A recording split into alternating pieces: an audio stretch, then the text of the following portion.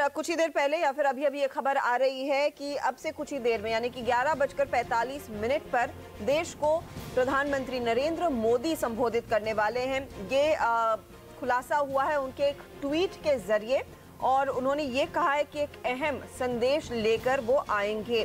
तो अभी अभी ट्विटर पर ये अपडेट आ रहा है कि प्रधानमंत्री नरेंद्र मोदी देश को संबोधित करेंगे, राष्ट्र के नाम पर एक संदेश देने वाले हैं। कुछ ही देर में यानी कि अगले 15 मिनट में 11:45 पर ये देश को संबोधित करेंगे और उन्होंने अपनी ट्वीट में साफ कह दिया है कि एक बहुत ही अहम संदेश लेकर वो आने वाले हैं देश के सामने। तो इस पर नजरें रहेंगी और याद रखिए आपने सिर्फ और सिर्फ CNBC आवाज के साथ ही बने रहना है।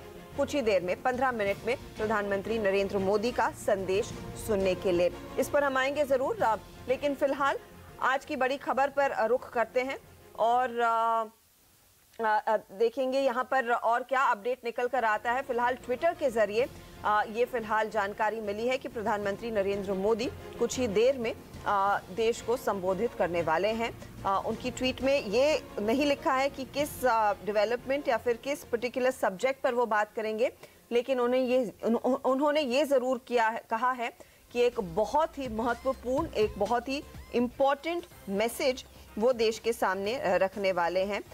मैं आपको ट्वीट पढ़ के सुना दूं। उन्होंने कहा है कि मेरे प्यारे देशवासियों, आज सवेरे लगभग 11:45 से 12 बजे में एक महत्वपूर्ण संदेश मैं लेकर आपके बीच आऊंगा। ये प्रधानमंत्री नरेंद्र मोदी ने कुछ ही देर पहले लगभग 6 मिनट पहले ट्विटर पर मैसेज डाला है और उन्होंने ये भी कहा है कि आप टीवी चैनल, सोशल मीडिया और रेडियो पर ये संदेश सुन सकते हैं। हमारे दर्शकों के लिए जानकारी मैं दे दूं कि CNBC आवाज इस संदेश के साथ लाइव रहेगा, तो आप हमारे साथ बने रहें। कुछ ही देर में प्रधानमंत्री नरेंद्र मोदी आपके सामने आएंगे और देश को संबोधित करेंगे।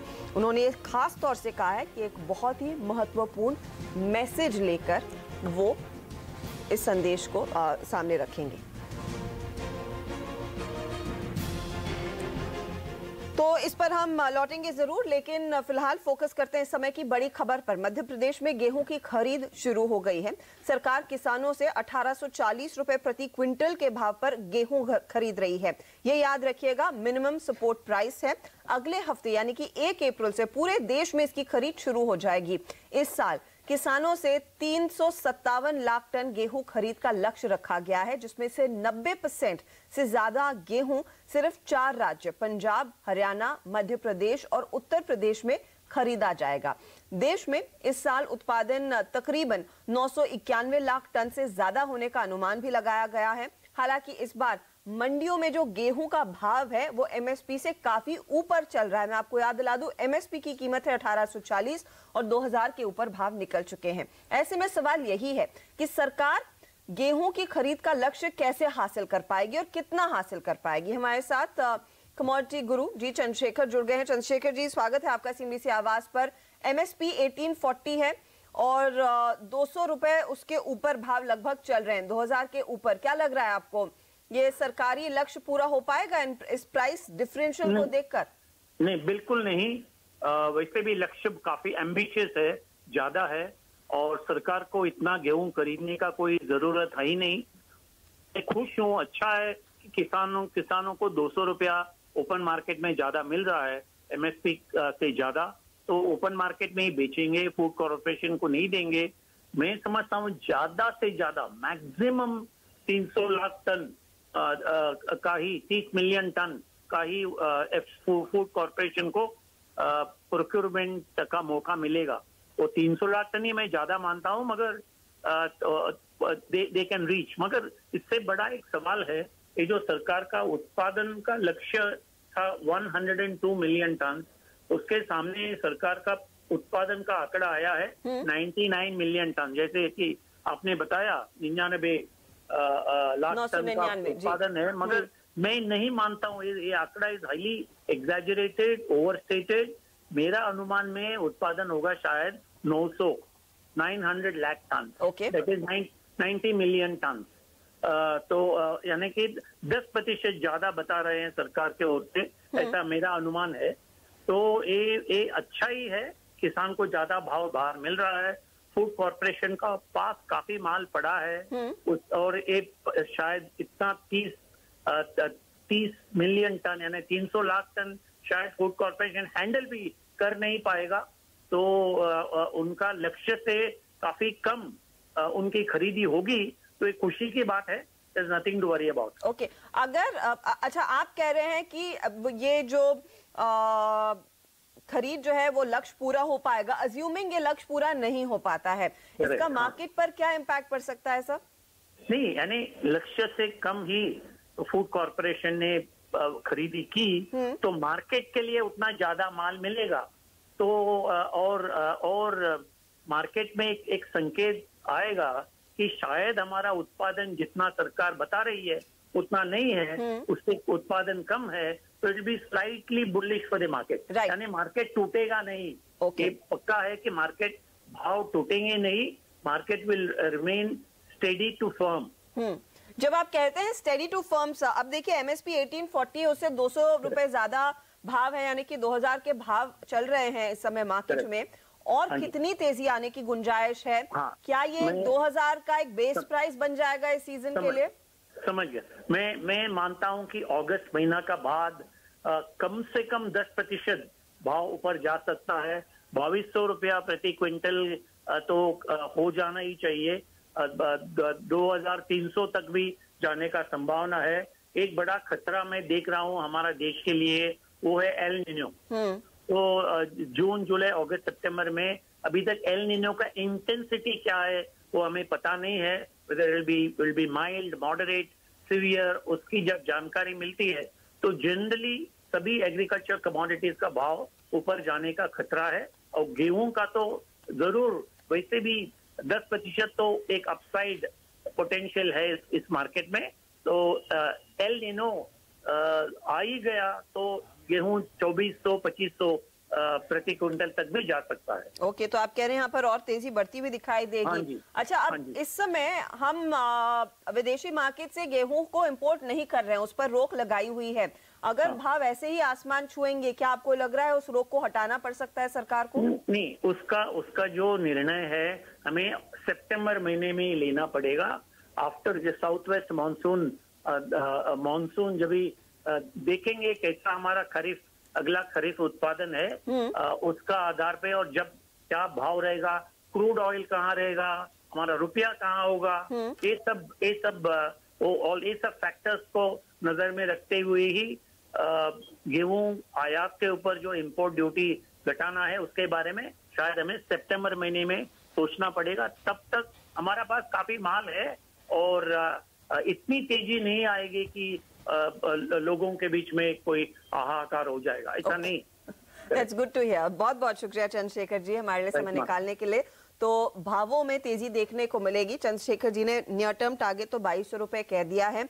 अब यहाँ से देखना होगा कि क्या फोकास्ट निकल कर आता है, एल नीनो के लिहाज से स्थिति कैसी बनती है, और अगर वहां पर मामला बिगड़ता है तो शायद भाव 2400-2500 तक जाएंगे जरूर। इंपोर्ट को लेकर फिलहाल चिंता नहीं करनी चाहिए कि वो खुल जाएगा, ये सितंबर में ही सरकार तय करेगी, उससे पहले नहीं। लेकिन भावों में तेजी गेहूं की बनी रहेगी, ये आप बात गांठ बांध लीजिए। चलिए अब खाने के तेलों पर आ जाते हैं, जहां पर हमने देखा यहाँ पर भारी गिरावट देखने को मिली है। घरेलू बाजार में पाम और सोया तेल के दाम इस साल के निचले स्तरों पर आ चुके हैं, टूटे हैं, बिखरे हैं, फिसल गए हैं। दरअसल मलेशिया और इंडोनेशिया में पाम तेल का उत्पादन बढ़ने का अनुमान है। ऐसे में ग्लोबल मार्केट्स पर यह कमजोरी छाई हुई है। इस पर बात कर लेते हैं। हमारे साथ एंजल कमोडिटीज के अनुज गुप्ता जुड़ गए। अनुज, पाम तेल में 505 का आपने टारगेट दिया था, क्या मौजूदा भाव से भी आपको लग रहा है और गिरावट जारी रहेगी? अर्चना जी, गुड मॉर्निंग। बिल्कुल, अगर हम देखें तो जिस तरीके का प्रोडक्शन बढ़ा है मलेशिया इंडोनेशिया में पाम तेल का, उसकी वजह से हमने भाव नीचे आते हुए देखे हैं। और साथ में हमने जो एक यूरोप ने स्टेप लिया था कि बायोफ्यूल में पाम को ऐड नहीं करने का, तो उसकी वजह से भी भाव नीचे आते हुए दिखाई दिए हैं। हालांकि अगर हम भारत की बात करें तो इंडिया के अंदर भी जो रिफाइंड सोया है या सोयाबीन है, उसका प्रोडक्शन भी इंक्रीज हुआ है। इवन सरसों का जो प्रोडक्शन है वो भी यहाँ बढ़ा है। तो ओवरऑल सभी पाम तेल के अंदर और साथ में जो एडिबल ऑयल्स है, सभी में एक प्रोडक्शन बढ़ने की खबर है। तो उसकी वजह से हमने देखा है कि ग्लोबली और डोमेस्टिक दोनों ही सेगमेंट में भाव नीचे आते हुए दिखाई दिए हैं। हमें लगता है कि अभी पाम तेल और रिफाइंड में आने वाले दिनों में कुछ और भाव नीचे आ सकते हैं और जो हमने टारगेट किया है 705 का, हमें लगता है कि वो यहाँ पर अचीवेबल होता हुआ दिखाई देगा। क्या आप इस टारगेट को नीचे की ओर 500 के नीचे रिवाइज करना चाहेंगे नियर टर्म के लिए? देखिए, इनिशियली मुझे लगता है कि हम अभी स्टिक हैं 705 पे ही। अगर भाव उसके नीचे क्लोज होते हैं तो फिर अगेन हम एटलीस्ट नीचे करीबन यहाँ से 10-12 रुपए और नीचे भाव देखने को मिल सकते हैं। मगर फिलहाल अभी हमें लगता है कि हम अपने टारगेट पे स्टिक रहेंगे और इंटरनेशनली भी अगर देखें तो भाव नीचे आ सकते हैं। ओके, अच्छा, क्या सोया तेल में भी आपको एक अग्रेसिव मंदी का टारगेट देना चाहेंगे? आज देखिए भाव 732 के आसपास है। देखिए, हमें लगता है कि रिफाइंड सोया में 730 का एक सपोर्ट है। अगर वो ब्रेक होता है तो नीचे करीबन 720 से लेकर 715 तक के लेवल देखने को मिल सकते हैं। तो पाम तेल अगर 505 के आसपास या 500 रुपए तक मिलता है तो हमें लगता है कि रिफाइंड भी 720 तक के लेवल को टेस्ट करता हुआ दिखाई देगा। तो ओवरऑल दोनों ही सेगमेंट हमें लगता है कि डाउन साइड में आ सकते हैं। ठीक है अनुज, ये अपडेट मंदी की तरफ पोजीशंस आपकी बनी रहनी चाहिए। सोया तेल और पाम तेल, क्योंकि ग्लोबल मार्केट में हम देख रहे हैं प्राइसेस क्रैश कर रही हैं, उसका असर भारतीय बाजारों पर देखने को मिल रहा है। अब मेटल सेक्टर पर भी नजर डालते हैं, क्योंकि घरेलू बाजार में काफी वॉलेटिलिटी देखने को मिल रही है। कॉपर की शुरुआती तेजी कम जरूर हुई है, लेकिन जिंक पर ध्यान दीजिए। कल की भारी गिरावट के बाद आज फिर बिकवाली का असर देखने को मिला है। भाव लगभग 200 रुपए के आसपास ट्रेड करते दिखाई दे रहे हैं और चीन में जिंक का दाम 1 साल के ऊपरी स्तर पर चला गया है। अब यहाँ से संकेत क्या लेने चाहिए? क्या चाइना के मार्केट को देखकर कुछ सपोर्ट मिलता हुआ दिखाई देगा? हमारे साथ CNBC TV 18 की कमोडिटी एडिटर मनीषा गुप्ता जुड़ गई है। मनीषा, सभी की नजरें अमेरिका और चाइना के बीच जो वो ट्रेड वॉर पर सुलह होनी है उसी पर है। दूसरी तरफ ग्लोबल ग्रोथ की काफी ज्यादा शंकाएं भी लोग उठाने लगे हैं। मेटल्स के लिए इस समय माहौल क्या बन रहा है? जी हर्षा, अगर आप इसे 2 भागों में बांटे तो जैसे आपने कहा काफी कॉन्ट्रडिक्टरी फंडामेंटल्स यहां पर देखने को मिले हैं। शंघाई में जैसे आपने कहा ज्यादातर मेटल्स यहां पर बढ़त में हैं, लेकिन एलुमी मेटल्स में हमने आज गिरावट के साथ दिन शुरू होते हुए देखा है। एक तो इसलिए क्योंकि चाइना का अगर आप जनवरी से फरवरी का जो इंडस्ट्रियल प्रॉफिट्स आए हैं वो 14% की गिरावट दिखाते हैं। पिछले साल यहाँ पर 1.9% की गिरावट थी, तो वो हमने ऑफकोर्स यहाँ पर मंदी काफी गहराते हुए देखी है। ज्यादातर ये जो गिरावट देखने को मिली है ये ऑटो और स्टील सेक्टर की तरफ से आई है। तो बाजार ऑफ कोर्स इसको देखते हुए एलएमई पे हमने कुछ बहुत बिकवाली आते हुए देखी है। दूसरी तरफ जैसे आपने कहा जो डेटा है वो काफी हद तक ऑन द वीकर साइड है। सिर्फ चाइना से ही नहीं, यूएस के जो पिछले 1 हफ्ते में जो नंबर्स आए हैं, चाहे वो कंज्यूमर कॉन्फिडेंस है, रिटेल सेल्स है, जॉब्स डेटा है, मैन्युफैक्चरिंग नंबर्स हैं, सारे के सारे ऑन द वीकर साइड है। सेम हमने केस यहाँ पर यूरोप से भी आते हुए देखा है जहां पर डेटा ऑन वीक है। पर दूसरी तरफ अगर आप देखें, जैसे आपने कहा यूएस एंड चाइना की जो ट्रेड की बातचीत है जो कल बीजिंग में यहाँ पर शुरू होगी, उसके पहले दोनों तरफ से यहाँ पर काफी पॉजिटिव स्टेटमेंट्स देखने को मिली हैं और उसका फायदा हम शंघाई में बनता हुआ देख रहे हैं। चाइना की तरफ से जो स्टिमुलस मेजर्स हैं उसका असर बाजार मानता है कि अगले क्वार्टर में देखने को मिलेगा। अगला क्वार्टर जो अगले हफ्ते से शुरू होने वाला है, ये भी माना जा रहा है कि ये सीजनल पीक डिमांड पीरियड होता है। कंस्ट्रक्शन, होम, इंफ्रास्ट्रक्चर की मांग यहाँ पर बढ़ती है एशियन और यूरोपियन मार्केट्स में, तो उसका फायदा भी हम यहाँ पर मेटल्स में आता हुआ देखेंगे। तो काफी बटा हुआ बाजार है। वॉल्यूम्स हमने आज एशियन मार्केट्स में कम होते हुए देखे हैं। काफी हद तक डायरेक्शन यहाँ पर कल यूएस एंड चाइना की जो कॉन्वर्सेशन है उसके बाद जो अनाउंसमेंट आएगी वहां से देखने को मिलेगी। लेकिन उससे पहले भी बाजार मांगता है कि जो फंडामेंटल्स हैं वो अभी भी यहाँ पर कॉपर और निकल के लिए बरकरार है। अगर तेजी लौटती है तो इन 2 मेटल्स में आप सबसे पहले पहलाता हुआ देखेंगे।